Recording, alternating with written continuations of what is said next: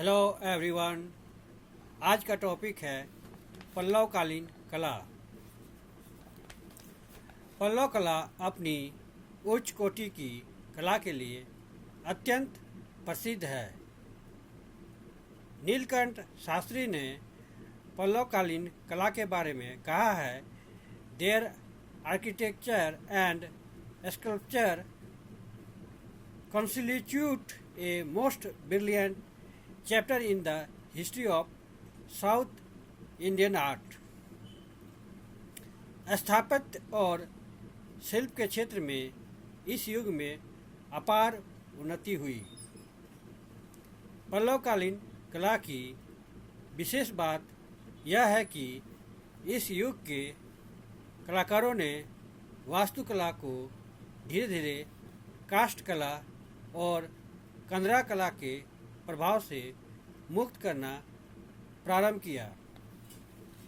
यद्यपि प्रारंभिक कृतियों में पल्लव कलाकार भी अपने पूर्ववर्ती कलाकारों का सहारा लेते हुए प्रतीत होते हैं। उनकी कला काष्ठ कला और कंदरा कला के प्रभाव से युक्त है, किंतु धीरे धीरे पल्लव कला से यह प्रभाव समाप्त हो गया। पल्लवकालीन वास्तुकला को 4 शैलियों में विभक्त किया गया है, जिनके नाम पल्लव शासकों के नाम पर आधारित है। पहला महेंद्र वर्मन शैली, दूसरा मामल शैली या नरसिंह वर्मन शैली, तीसरा राजसिंह शैली, चौथा नंदी वर्मन शैली या अपराजित शैली। सबसे पहले हम लोग देखेंगे महेंद्र वर्मन शैली। इस शैली का विकास 600 ईस्वी से 625 ईस्वी के मध्य तक हुआ। यह पल्लव की प्रारंभिक शैली है। इस शैली में मंदिर सादे बने हुए हैं। मंदिर मंडप आकार के होते थे, जिनके बरामदे स्तंभ युक्त हैं। ये स्तंभ चौकोर हैं, परंतु मध्य से अटपले हैं। अंदर में 2-3 कमरे का निर्माण होता है। महेंद्र वर्मन शैली के मंडपों में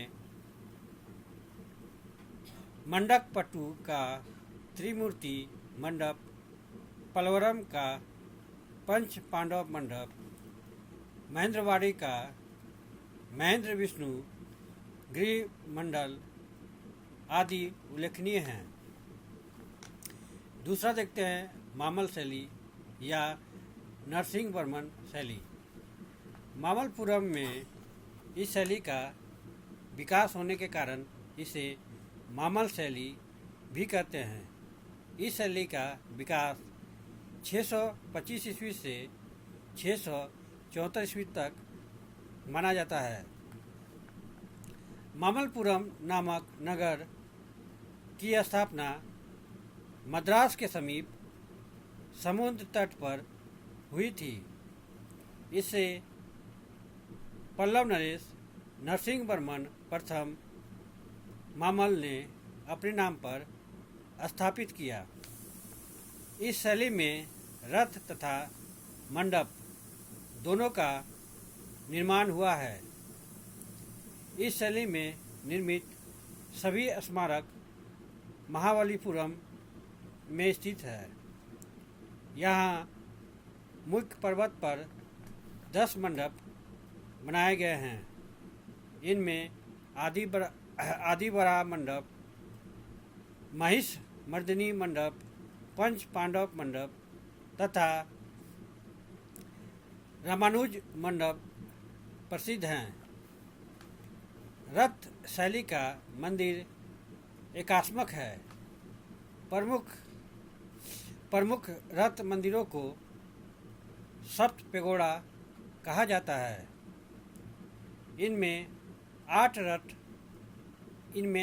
रथ मंदिर हैं, जैसे द्रौपदी रथ, नकुल सहदेव रथ, अर्जुन रथ, भीम रथ, धर्मराज रथ, गणेश रथ, पिंडारी रथ तथा वैकुंठे रथ।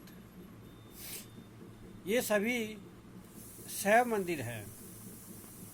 इनमें सबसे छोटा रथ द्रौपदी रथ है। धर्मराज रथ सर्वाधिक प्रसिद्ध एवं सबसे बड़ा है। इसके ऊपर पिरामिड आकार का शिखर है।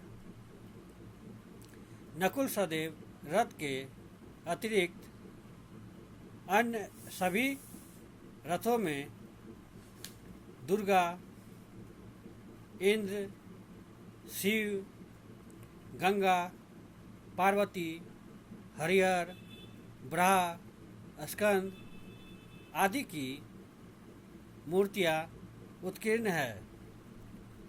धर्मराज रथ पर नंदीवर्मन की मूर्ति उत्कीर्ण है। तीसरा हम लोग देखते हैं राजसिंह शैली। इस शैली का प्रारंभ पल्लव नरेश नरसिंहवर्मन द्वितीय राजसिंह ने किया। यह शैली काष्ठ कला से पूर्णतः मुक्त है।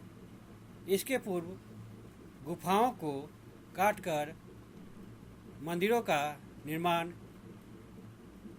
किया जाता था, परंतु इस शैली में स्वतंत्र रूप से पाषाण खंडों की सहायता से मंदिरों का निर्माण हुआ है।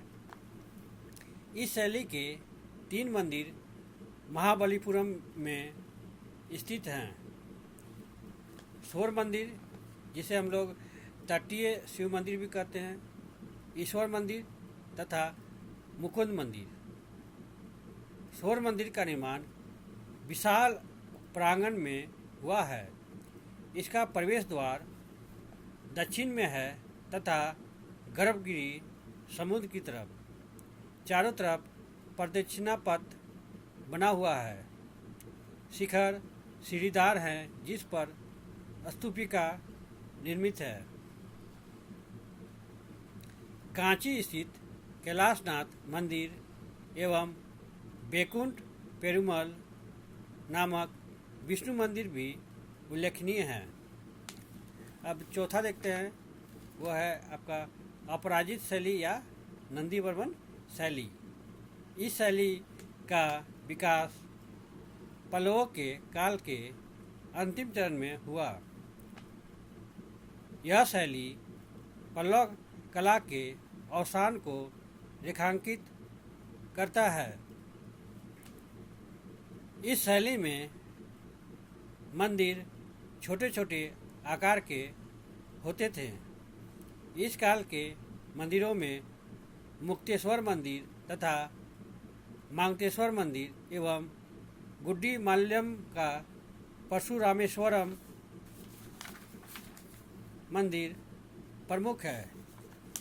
इसके बाद के मंदिर चोल शैली से प्रभावित एवं उसके निकट हैं। इस प्रकार पल्लव राजाओं का शासनकाल कला एवं स्थापत्य की उन्नति के लिए अत्यंत प्रसिद्ध रहा। पल्लव कला का प्रभाव कालांतर में चोल तथा पांड्य कला पर पड़ा तथा यह दक्षिण पूर्व एशिया में भी पहुंची। कलाकारों ने बौद्ध चैत्य एवं विहारों की कला को हिंदू स्थापत्य में परिवर्तित कर दिया तथा शीघ्र नष्ट होने वाली काष्ठ कला को पाषाण में रूपांतरित कर उसे उन्नत बनाया। इस काल की कुछ कलात्मक कृतियाँ आज भी अपने निर्माताओं की महानता का संदेश दे रही है। इन्हीं शब्दों के साथ मैं इस टॉपिक को यहीं समाप्त कर रहा हूँ। अगर आप लोग को इस टॉपिक से संबंधित कोई भी प्रश्न पूछना हो तो आप कमेंट बॉक्स में जाके अपना प्रश्न पूछ सकते हैं। Thank you. जय हिंद।